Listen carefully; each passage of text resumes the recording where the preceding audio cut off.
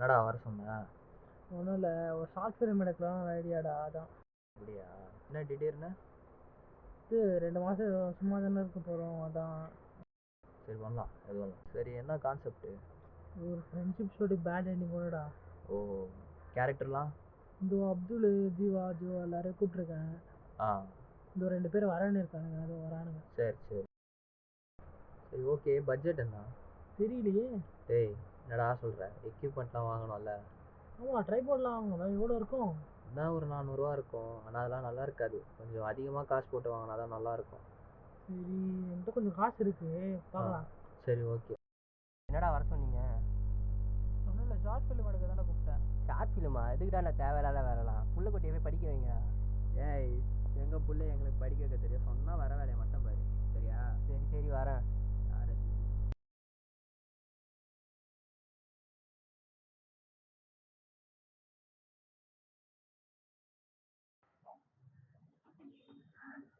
என்னடா, என்ன யாரும் வரலையாடா?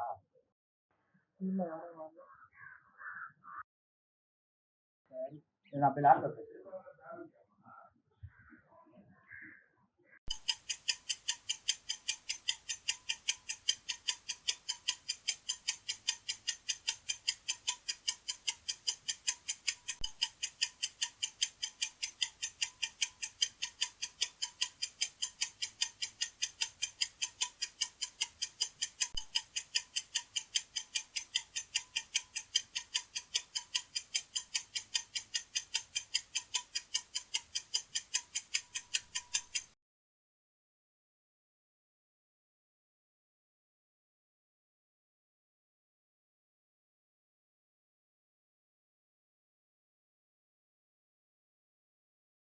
ஃபோன் பண்ணி பார்க்கலாமா?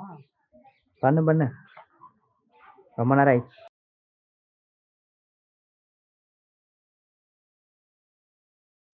கோஷிக்கு எங்கடா இருக்க? வீட்டில் வேற 1008 வேலை இருக்கு. நீ கூப்பிட்டா வேற வந்துடணுமா? போவியா? போடு மிச்ச ஆளுலாம் போடு. Hello Jeeva, hello Akashi, hello Jo, hello Abdul. என்ன பண்ணலாம்? காசு கொடுப்போமா? காசா? எவ்வளோ காசு தருவா? 6 நாளைக்கு 300 ரூபா கொடுக்கலாம். காசு தண்ணி இப்போ தான் கேட்கணும். இருக்கிற காசை குறிக்கே ட்ரை பாடு வாங்கிருக்கோம். அவன் எவன்கிட்ட கொடுத்து சொல்கிறான்? கேட்டாலும் கேட்போம், என்ன பண்ணுறது? சரியா ஃபோன் பண்ணி கேளு, நானே ஃப்ரெண்டு இருக்கேன்.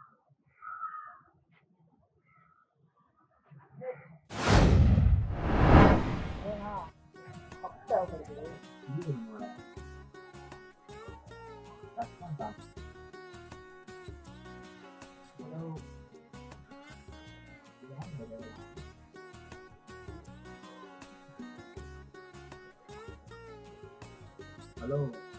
ஒன்றும் இல்லை, ஒரு ஹெல்ப்பு. ஏன்னா தேவைப்படுது. அமௌண்ட்டா? நான் உனக்கு மெசேஜ் பண்ணுறேன், ஒரு நம்பர் அனுப்புகிறேன். கம்மி அமௌண்ட்டு தான். அந்த நம்பருக்கு வந்து ஜிபே பண்ணிவிடு. அப்புறம் எனக்கு அனுப்பிட்டேன், ப்ரைவேட்டாக மெசேஜ் மட்டும் அனுப்பி சென்ட் பண்ணிட்டேன். ஓகேவா?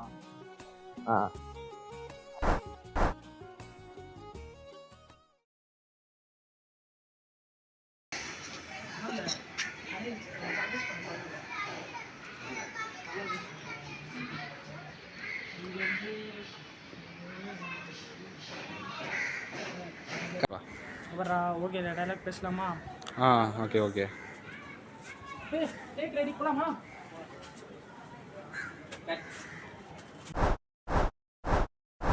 ரெடியா? டேக் போலாமா? ஓகே, கேமரா ரெடியாடா? ரெடிடா. நேராக போடுறா. ஸ்டார்ட் பண்ணு. டேக் ஒன், ஸ்டார்ட்ரா. பேசு. ஏய், என்னடா பேசுறா? என்னடா பண்ற? Take 2.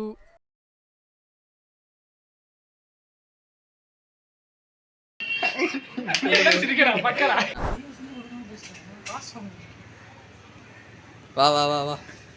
Take 3. Take 4. Take 5. Take 6. Take 7. Take 8.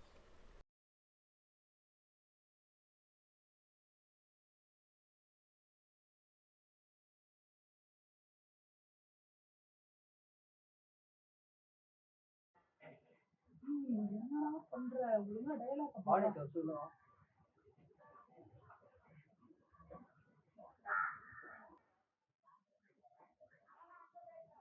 என்ன பண்ற ஏய் அவனுக்கு புரியலடா, சுச்சுவேஷனும் புரியல, டைலாகும் அவனுக்கு புரியல. அவன் ஒழுங்கா டைலாக் மனப்பாடம் பண்ண சொல்லு. இன்னும் எவ்வளோ சொல்றது அவங்ககிட்ட டென்ஷன் ஆகுது. டென்ஷன் ஆகாதுடா, டேரக்ட்ல டென்ஷன் ஆகக்கூடாதுடா. முதல்ல அவனை கொஞ்சம் புரிய வச்சா கரெக்டாக பண்ணுருவான். டென்ஷன் ஆகாது, நான் சொல்றது விஷயம் டென்ஷன்லாம் போயிடும். உன் சுச்சுவேஷனுக்கு ஏற்ற மாதிரி ஒரு பாட்டை நீங்கள் செலக்ட் பண்ணிக்கோ. வேலை ஸ்டார்ட் பண்ணுறப்போ அந்த பாட்டையை ஸ்டார்ட் பண்ண உன் வேலை ஈஸியாக முடிஞ்சிடும்.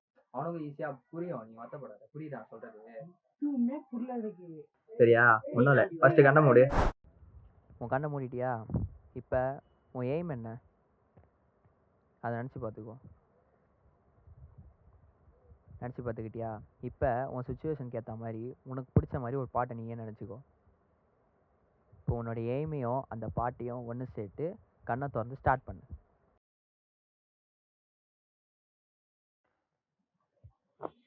டைலாக் ஒழுங்கா பார்த்துட்டியா? வேற ஒன்றும் இல்லை, நீ வந்துட்டு இந்த சீன் தடுமாறுற, இந்த சீன் எக்ஸ்பிரஷன் கொடு, டப்பிங் பார்த்துக்கலாம். ஓகேவா? ரெடியா? போகலாமா? டேக் போகலாமா? இப்படி ஸ்டார்ட் பண்ணலாமா? எந்த சொல்கிறாங்க அவனாக நிற்க வேணும் ஒரே. Role camera action. ஆகாஷ், இங்கே தான் பக்கத்தில் ஒரு கார்மெண்ட் கம்பெனியில் வேலை பார்க்குறேன். முன்னெல்லாம் ஏன் வேலைக்கு போனோம், எதுக்கு சம்பாதிக்கணும்னு இருந்துச்சு. அப்போல்லாம் ஆனால் மொத்தம் சுற்றிட்டு இருப்பேன். அப்படி தான் ஒரு நாள் எங்கள் ஊருக்கு ஒரு வேலையாக போயிருந்தேன்.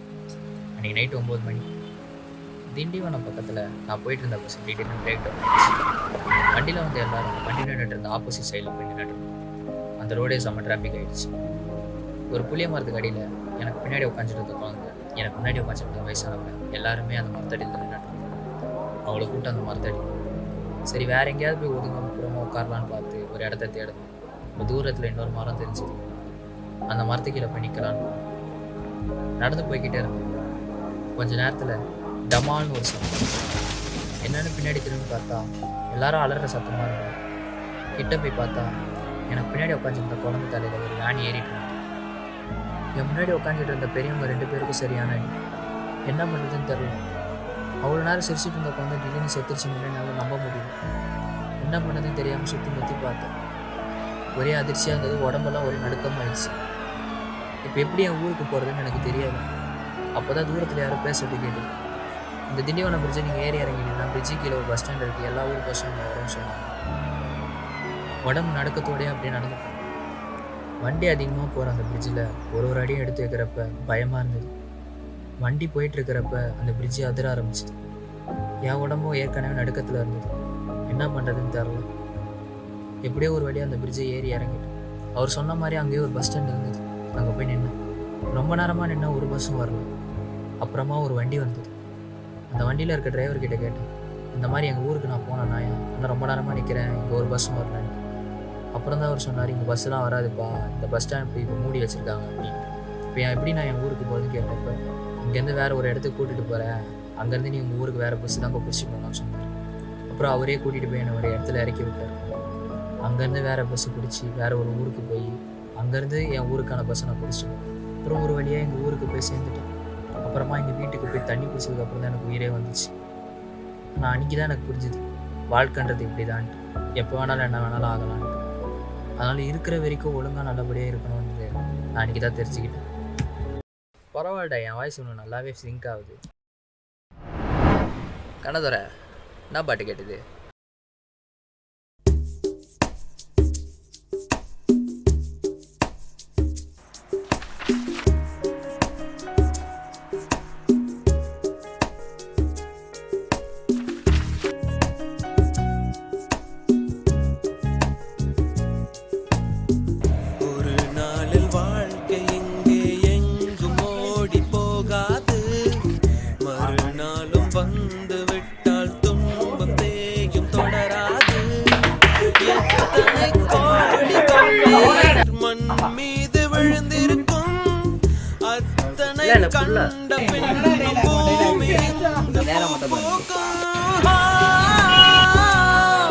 கருவாசல் விட்டு வந்த விளையாட்டு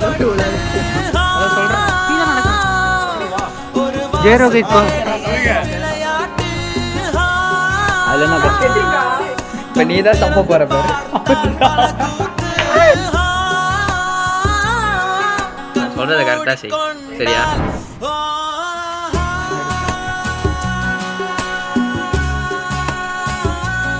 சொல்லு, அவனை பார்த்து சொல்லு.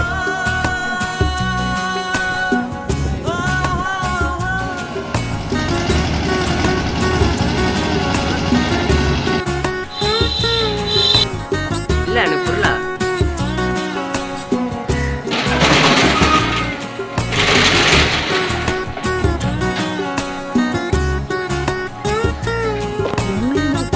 நீ தானே கேமரா பா.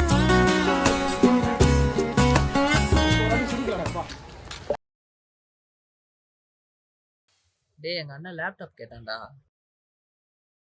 எப்போ? தெரில, அவனுக்கு ஏதோ வேலை இருக்கான். முடிச்சுட்டு நைட்டு முடிச்சுட்டு காலை எடுத்து வந்து கொடுத்துட்றான்னா நம்ம நாளைக்குள்ளே இதை முடிச்சிடலாம். அவ்வளோதான்.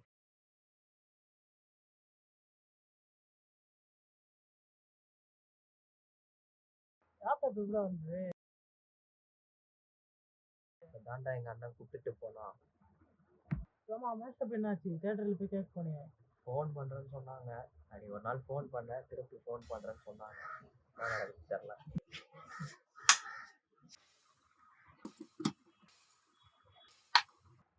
ஓப்பன் பண்ணுறா. ஆ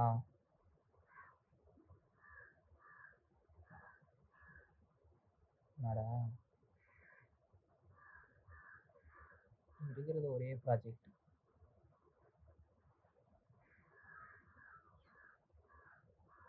ஏய் என்னடா இது புதுசாக இருக்கே.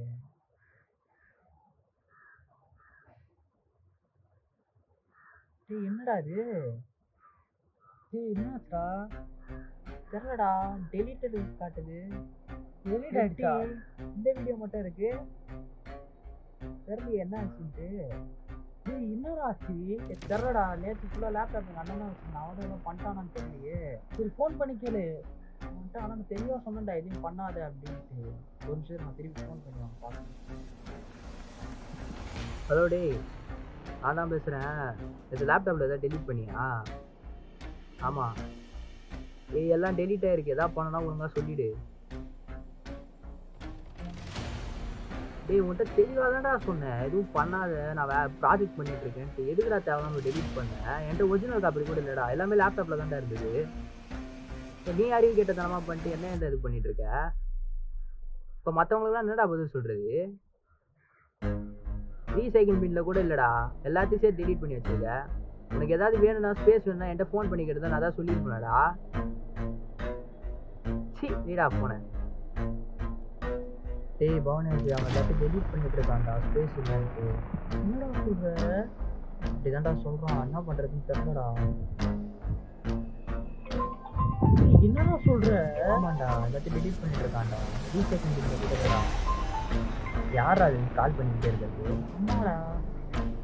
சரி இப்போது ஃபோன் பண்ணுறாங்க, அவசரம் போல இருக்குது. நான் அதான் நைட்டுக்குள்ளே புதுசாக பண்ணி பார்த்து எல்லாம் திருப்பி இது பண்ணி வைக்கிறேன். நீ இப்போ பார்த்துட்டு சரியா? நான் நைட்டுக்குள்ளே தான் பண்ணுறேன். நீ நாளைக்கு காலைல வா சரியா? இப்போ நான் நைட்டுக்குள்ளே தான் பண்ணி வைக்கிறேன் பார்த்து. கதவை மாத்திரம் திறந்து கொடுத்தேன். சித்தப்பா அந்த காரை மலை மேலே கொண்டு போய் வச்சு பார்த்து பிடிச்சி ஊற்றிட்டாரு. எந்த மலை? அது சொல்லக்கூடாது. ஆனா மலை ரொம்ப குளிரா இருக்கு. ரொம்ப அடே இன்னொரு ஆப்ல பண்ணுமே, அது வாசி இருக்காடா? எதுவும் பண்ண முடியலடா, எல்லாத்தையும் டெலிட் பண்ணிட்டோம். ரீசைக்கிள் பில்ல கூட கிடையாது. என்ன பண்ணுறதுன்னு தெரியல. சரி உங்கள் அம்மா எனக்கு ஃபோன் பண்ணியிருந்தாங்க. என்னாச்சு? காலையில் சீக்கிரம் என்ன வேலைக்கு? இஸ்காம் படிக்கிறேன்னா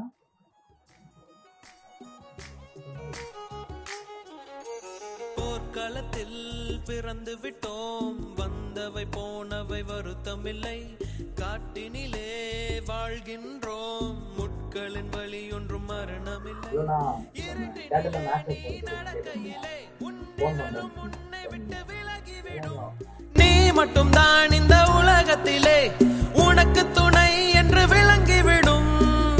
தீயோடு போகும் வரையில் என் ஃப்ரெண்டு கொடுத்த காசு திருப்பி கேட்குறான்டா. என்ன பண்ணுறது? லைஃப் வர வைக்கலாமா? என்ன சொல்கிற?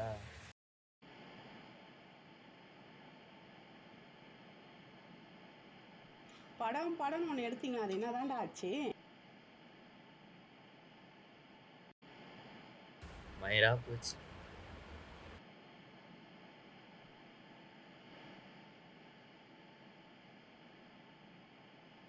இதெல்லாம் ஓர கட்டிட்டு படிக்கிற வேலையை பாருங்க முதல்ல. அப்பா இன்ஜினியரிங் காலேஜில் சீட்டு வாங்கியிருக்காரு. என்னதே இன்ஜினியரிங் காலேஜில் சீட்டு வாங்கிட்டாரா? யாரு கேட்டு இந்த முடிவுலாம் எடுத்துக்கிறீங்க? நான்லாம் படிக்க மாட்டேன்னு முன்னாடியே சொல்லிட்டேன் உங்ககிட்ட. அப்புறம் எதுக்கு தேவையெல்லாம் பண்ணிட்டு இருக்கிறீங்க?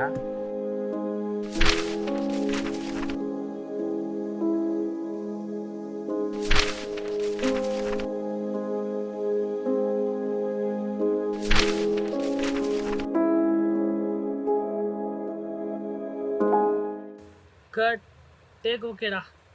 கரை வரும் நேரம் பார்த்து கப்பலில் காத்திருப்போம். எரிமலை வந்தால் கூட ஏறி நின்று பார்த்தெடுப்போம். அந்த தெய்வ ரகசியம் புரிகிறதே. இங்கு எதுவும் நிலையில்லை, கரைகிறதே. மனம் வெட்ட வெளியிலே அலைகிறதே. அந்த கடவுளை கண்டால்